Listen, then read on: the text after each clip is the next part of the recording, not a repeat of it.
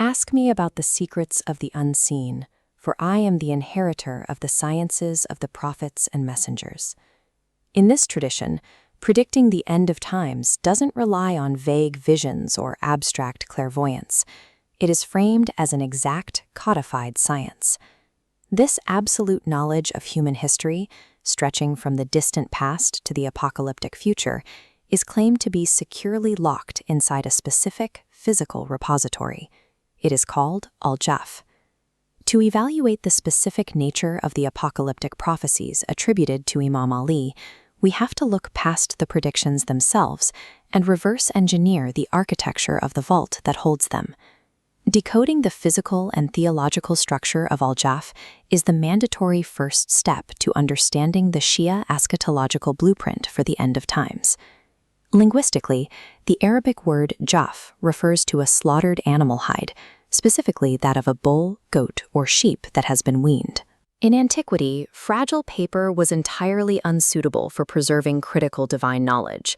The most important records were inscribed directly onto cured leather. Al-Jafr claims an unbroken epistemological lineage. It positions itself not as a 7th century Islamic invention, but as the direct continuation of ancient Abrahamic revelation. The text traces this knowledge to a specific origin point. It states that God sent down emerald tablets from paradise to the prophet Moses, containing the clarification of all things until the hour. Before his death, Moses sealed them inside a mountain, which split open to receive them. Centuries later, a delegation of riders from Yemen approached that same mountain. According to the tradition, the rock split open again, yielding the wrapped tablets exactly as Moses had left them. The riders delivered these artifacts to Prophet Muhammad.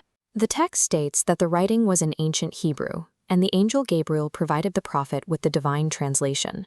The final transfer occurred overnight. The prophet handed the tablets to Imam Ali, and by morning, Ali had absorbed their complete meaning. Ali physically transcribed this dictated, translated knowledge onto a sheepskin. This act created the first iteration of Al-Jafr.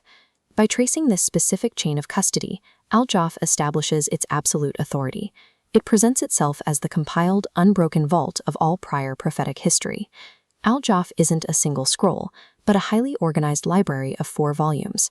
First is the White Jafr, holding uncorrupted texts of prior revelations, the Torah, Gospel, and Psalms. It represents foundational law. This is contrasted by its opposing volume, the Red Jafr. The Red Jafr does not contain writing at all. It is a physical vessel containing the actual weapon and armor of Prophet Muhammad. Imam al-Sadiq explicitly stated its function. It represents martial authority and apocalyptic judgment. As he described it, the Red Jafr is only opened for blood. This specific vessel remains permanently sealed away. It is awaiting the end of times and the emergence of the Mahdi, who will use it to enforce divine order. Together, these twin pillars create a complete dual system. The White Jafr secures the legal authority of the past, while the Red Jafr guarantees the martial enforcement of the future. To govern the present, the library relies on a third component, Al-Jamia, meaning the comprehensive scroll. The texts describe Al-Jamia as massive. It is a scroll 70 cubits in length, transcribed onto the cured hide of a Bactrian camel. Its purpose is exhaustive legal coverage. It contains the absolute resolution to every conceivable human dispute. The codex is hyper-specific. The Imams noted that it dictates everything mankind needs, right down to the exact compensation required for a mere physical scratch.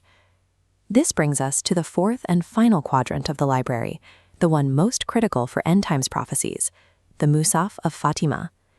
The primary sources impose a strict theological constraint on this book. It contains absolutely 0 verses from the Quran. Instead, the Mushaf has a deeply emotional origin. After the prophet passed away, the angel Gabriel repeatedly visited his daughter, Fatima, to console her and comfort her soul in her grief. During these visits, Gabriel revealed a master ledger of the future. He detailed every future ruler, technological shift, and major global event from that moment until the day of resurrection. Imam Ali's role was to sit beside her, listen to these revelations, and physically record the impending apocalypse onto the hide. By combining past scriptures, martial force, absolute law and the future timeline, the Library of Ali leaves no aspect of human existence unmapped. With the architecture of the library established, we can look at the actual secrets contained within its final pages. What stands out immediately in these texts is a geographic anomaly. The prophecies describe distant landmasses and specific global topography sitting far beyond the borders of 7th century Arabia.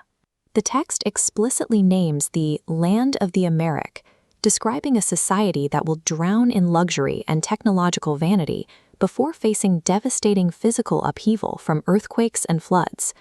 It outlines specific military collisions, stating that the soldiers of Egypt will organize to break the neck of falsehood during a sprawling global conflict. The conflict zeroes in on the Holy House. The text predicts that the matter of Al-Aqsa will intensify dramatically, where mountains will be broken into stones and Jerusalem will be consumed by fire. The emergence of the Mahdi spans the entire globe. The text even identifies a massive river by the name Amazon, located among tribes where extreme poverty and injustice have taken root. These predictions extend to technological shifts, humans possessing eyes above the clouds, storing fire in massive ships, and navigating vessels in the sky. To an adherent, these are not educated guesses. They are inevitabilities derived directly from the impenetrable epistemological vault established by the Prophet and Imam Ali.